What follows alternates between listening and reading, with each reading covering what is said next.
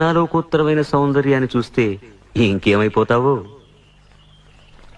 ఇంతకన్నా సౌందర్యమా?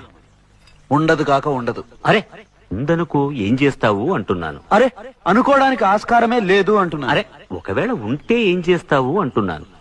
ఇంతకన్నా ఆనందప్రదమై, ఆద్యంత రహితమై, అనంతమై, నా హృదయమంతా నిండి నన్ను తనలో నింపుకునే సౌందర్యమై ఉంటే అరే ఉండదయ్యా స్వామి. అరే ఉంటే ఏం చేస్తావయ్యా? ఆ సౌందర్యానికే దాసోహం అంటాను. అయితేరా చూపిస్తాను. పద చూస్తాను.